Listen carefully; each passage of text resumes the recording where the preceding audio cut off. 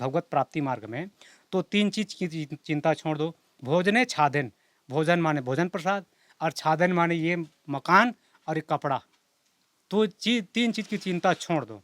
तन दुखी, कोई मन दुखी, कोई धन बिन रहत उदास, थोड़े थोड़े सब दुखी सुखी राम के दास। राम ही बंधु सोच दिन राति, अंड निकमट हृदय जही भांति। पंच भौतिक चिति जल पाव गगन समीरा, पंच रतित अति अधम शरीरा। ये अधम शरीर है, ये महाराज जितने दिन तक हम लोग आए हैं लेकर के ना, उतने दिन तक ये रहे, उसके बाद ये सब में मिल जाना है। तो ये महाराज ये सब मोह निशा सब सो निहारा, देखिए सपन अनेक प्रकार।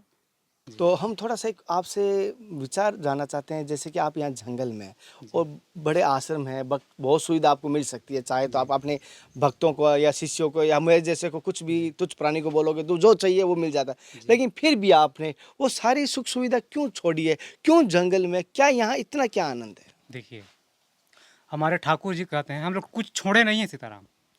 हमारे ठाकुर जी कहते हैं, इस मार्ग में आने पर तीन चीज की चिंता मत करना। क्या क्या? भोजने छादेम चिंताम वृथा कुर्वन्ति वैष्णवा, यो अशो विश्वम्भरो देवा शा भक्तान को उपेक्षते। हमारे ठाकुर जी कहते हैं कि भाई वैष्णव मार्ग में आ गए हो, इस मार्ग में आए हो भगवत प्राप्ति मार्ग में, तो तीन चीज की चिंता छोड़ दो। भोजने छादन, भोजन माने भोजन प्रसाद, और छादन माने ये मकान और ये कपड़ा। तो तीन चीज की चिंता छोड़ दो। क्यों? क्योंकि अहम विश्वम्भरो देवा, मैं विश्वम्भर हूँ, विश्व का पालन मैं करता हूँ। मेरे शरण में आकर के ये तीन चीज चिंता करते हो और संसार के प्रति आशा रखते हो, तो मेरे दास तुम कहाँ हो? मोर दास कहीं न रासा, करी तो कहूँ कहाँ विश्वासा। संसार की आशा छोड़ो, एक आस विश्वास भरोसो। एक आस और विश्वास भरोसा किनसे रखनी है? हमारे ठाकुर जी से। वही बात ठाकुर जी कहते हैं, भाई जननी जनक बंधु सुत दारा, तन धन भुवन सुहद परिवारा, सबके ममता ताक बटोरी, मम पद मनहि बांध बर डोरी। जो सब कुछ छोड़ के मेरे शरण में आता है, तो करऊं सदा तिनके रखवारी, जिमी बालक राखई महतारी। देखिए, ये सुख सुविधा बात अलग है। अब हम लोग ठाकुर जी की प्राप्ति में आए हैं, तो ठाकुर जी की प्राप्ति, कोई तन दुखी, कोई मन दुखी, कोई धन बिन रहत उदास, थोड़े थोड़े सब दुखी सुखी राम के दास। राम के दास ही जो निष्फिक्र हैं, ठाकुर जी के प्रति सब कुछ समर्पित कर दी हैं। सुखम दुखम समय कृत्वा लाभो लाभो जय जय, सुख दुख जय पराजय लाभ मान अपमान हानि, ये सब ठाकुर जी के प्रति समर्पित कर दी हैं। वो शरणागति भक्त को ठाकुर जी कहते हैं, करौ सदा तिनके रखवारी, जिमी बालक राखई महतारी। एक महतारी जो है जैसे बालक की रक्षा करती है, ऐसे हमारे अयोध्यानाथ सरकार श्री कनक बिहारी सरकार जी कैसे करते हैं? गोस्वामी जी कहे, कुटिल करम लई जाई मोई, जहाँ अपनी बरियाई, तहाँ तहाँ जनिछ निछोह छाड़ियो, कमट अंड की नाई, यह बिनती रघुवीर गोसाई। विनय पत्रिका में कहे कि हमको प्रभु कुछ नहीं चाहिए, चाहो न सुगति संपत्ति कछु, नाना विधि विपुल बड़ाई, हे तू रहित अनुराग राम पद बढ़े अनुदिन अधिकाई, यह बिनती रघुवीर गोसाई। तो कैसे याद करेंगे आप हमको? जिमी कमंड अंड की नाई। जैसे कछुआ जो है महाराज, अंडा वो देती है ना, तो अंडे को मिट्टी के अंदर में देती है अंडा, और उसी के ऊपर में मिट्टी पाड़ देती है। अब वो कछुआ जो चली जाती है अंडा छोड़ करके, लेकिन उनका ध्यान जो हृदय से लगा रहता है कि अमुक जगह हमारा अंडा है। महाराज कछुआ जो कभी शरीर से सेवन अंडे को नहीं करती, अच्छा। वो हृदय से सेवन करती है, याद से, मन से। ऐसे ही हमारे अयोध्यानाथ सरकार जो है, जितने शरणागति भक्त हैं, वो चाहे जंगल में रहें, चाहे पर्वत पे रहें, चाहे नाले में रहें, चाहे नदी में रहें, चाहे कहीं भी रहें, ठाकुर जी हमारे कैसे याद करते हैं? राम ही बंधु सोच दिन राति, अंड निकमट हृदय जही भांति। सरकार जो अयोध्यानाथ विराजे हैं, है ना, अयोध्यापुरी में विराजे हैं, वृंदावन भी सरकार वृंदावन में विराजे हैं। वो तो कहते हैं कि वृंदावनम परित्यज्य पादमेकम न गच्छति, एक पग छोड़ के बाहर जाते नहीं वृंदावन छोड़ के। तो कैसे वो भक्तों का देख रेख करते हैं? कहे जिमी कमट अंड की नाई। जैसे कछुआ जो है दूर रह करके अपने अंडे को याद करती है, सेवन करती है, ऐसे ही हमारे अयोध्यानाथ वृंदावन बिहारी सरकार जी अपने शरणागति भक्तों को ऐसे ही सब कुछ लेन देन वो अपना जिम्मेदारी वो ले लिए हैं। जैसे बात सत्य है, किसी संत ने कहा था कि आग का चाहे जानबूझ के कहो जलाने का काम है, चाहे अनजाने में जलाने का काम है। जी, जी। उसी प्रकार भगवान का नाम चाहे गलती से लो, चाहे जानबूझ के लो, चाहे अनजाने में लो, चाहे सच्चे मन से लो, चाहे झूठे मन से लो, जी। लेकिन उनकी काम है प्रेरणा, प्रेरित, और वही भक्ति स्वीकार होती है, चाहे किसी स्वीकार मन होती से है। करो, जी, जी, जी। लेकिन भक्ति आपकी स्वीकार होगी। जैसे जी। कि अपने भगवान ठाकुर जी का वही भाव है, जैसे जी। उन्होंने महाराज जी ने कहा। महाराज जी, मैं आपसे कुछ और सत्संग लूंगा, जी। और जैसे आराम से साथियों महाराज जी से हम सत्संग लेंगे, गृहस्थी संबंधित एक सवाल करूंगा महाराज जी। जी। महाराज जी, मैंने सुना है, पहले तो जी। वो चाहता हूँ सत्य है झूठ है, जी। कि सबसे चारों आश्रम में से गृहस्थ आश्रम बड़ा बताया गया, ये जी। सत्य है? ये सत्य है। क्या सबसे जल्दी गृहस्थ आश्रम में भगवान मिलते हैं, ये सत्य ये है? सत्य है, क्योंकि हमारे गुरुजन, संतजन, वेद पुराण में भी लिखा हुआ है। तो महाराज जी, जैसे माफी चाहूंगा गलती हो जाए, बहुत जी, समझ के जी, माफ कर जी, दे, जी, जी। तुच्छ प्राणियों में। जी। जैसे कि महाराज जी, जैसे आपने गैस छोड़ी है, जी। आपके गुरु भाई ने गैस छोड़ी है, आपके गुरु जी ने गैस छोड़ी है, जी। हालांकि बहुत सारे संतों को देखा गैस छोड़ी है, जी। और ऐसी एक तरफ देखूं बहुत सारे संत ऐसे हैं जो गस्त में भगवान को पाया है। पाया है। तो जी। आपने गैस छोड़ने का कारण क्या हुआ? देखिए, ये देखिए, जैसे पृथ्वी में बैलेंस चाहिए, अनबैलेंस से पृथ्वी चलेगी नहीं। तराजू है, यदि तराजू में आप एक तरफ वजन भारी रख देंगे, एक तरफ कम रख देंगे, पलड़ा जो है ऊपर नीचे अनबैलेंस हो जाएगा।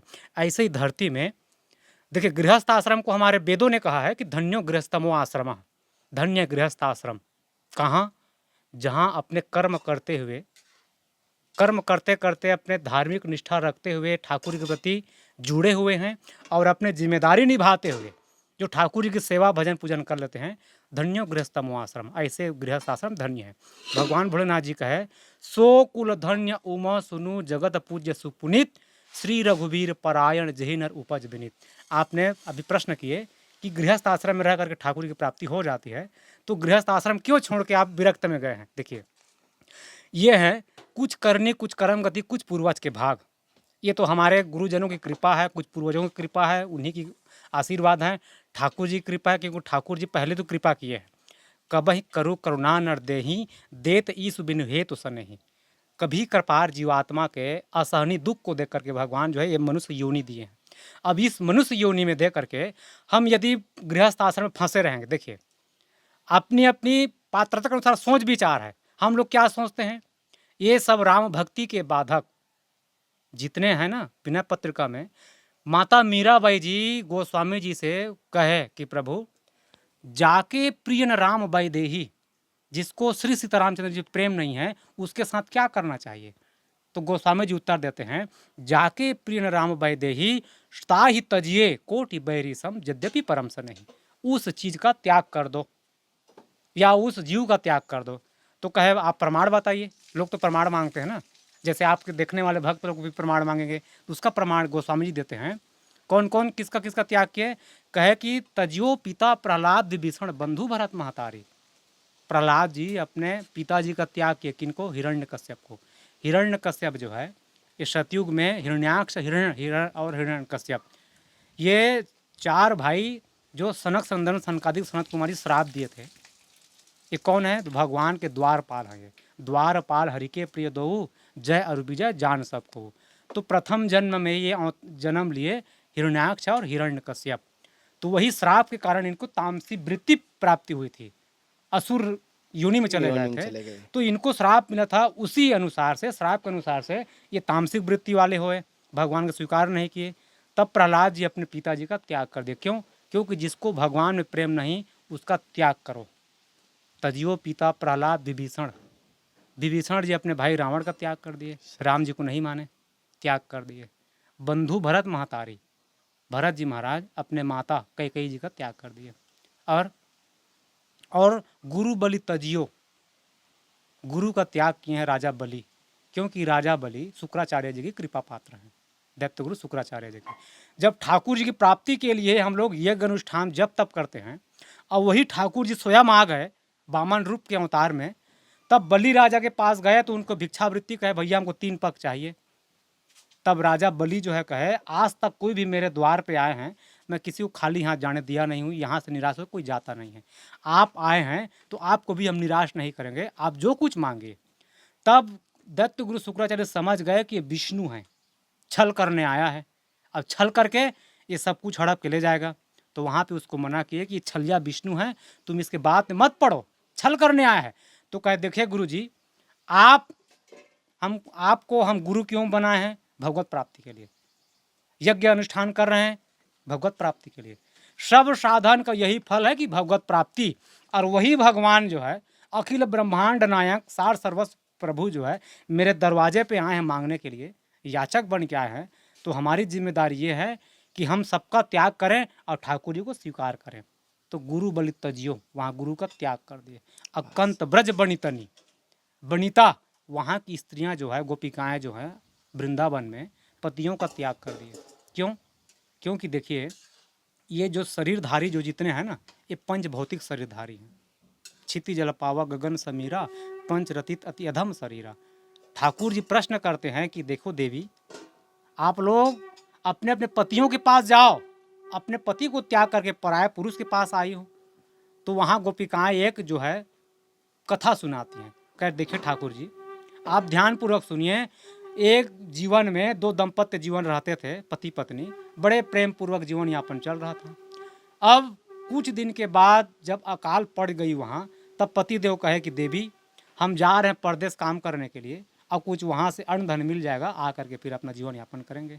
देवी जो है पतिव्रता थी, खूब सेवा करती पति की, क्योंकि एक ही धर्म एक व्रत नेना और काय वचन मन पति पद प्रेमा। स्त्रियों के लिए एक ही है, वो है पतिव्रत धर्म।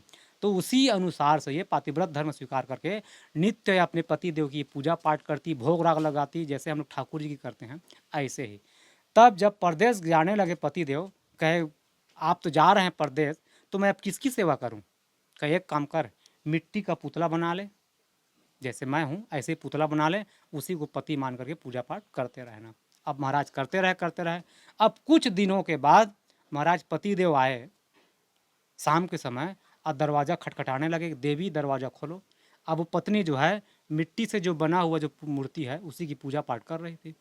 तब गोपिकाएं भगवान श्री कृष्णचंद्र से कहे कि प्रभु आप बताइए, उस पत्नी के लिए मिट्टी के मूर्ति की सेवा जरूरी है यह पति आए। कि साक्षात पति आए हैं उनके लिए दरवाज़ा खोलना है? क्या धर्म है बताइए आप। तब भगवान श्री कृष्ण निरुत्तर हो गए। कहे उसको तो भाई अब अपने जो पति आ गए हैं उसको सेवा शुरू कर देनी चाहिए मिट्टी पूर्ति छोड़ करके। कहे बस ठाकुर जी, ये हमारे जितने सांसारिक पतियां हैं ना, ये सब मिट्टी की बनी हुई हैं, पंच भौतिक, चिति जल पावा गगन समीरा, पंच रतित अति अधम शरीरा। ये अधम शरीर है, ये महाराज जितने दिन तक हम लोग आए हैं लेकर के ना, उतने दिन तक ये रहे, उसके बाद ये सब में मिल जाना है। तो ये महाराज ये सब मोह निशा सब सो निहारा, देखिए सपन अनेक प्रकार, होई विवेक मोह ब्रह्म भागा, तब रघुनाथ चरण अनुरागा। हम लोग मोह रूपी रात्रि से सीताराम जाग गए हैं। अच्छा महाराज जी, आपका जी। शुभ नाम? रघुनाथ दास। अच्छा, आपके जी। गुरु परम पूज्य गुरु जी का नाम? जी, श्री श्री अकरार श्री श्री राम गोपाल दास जी। स्थान?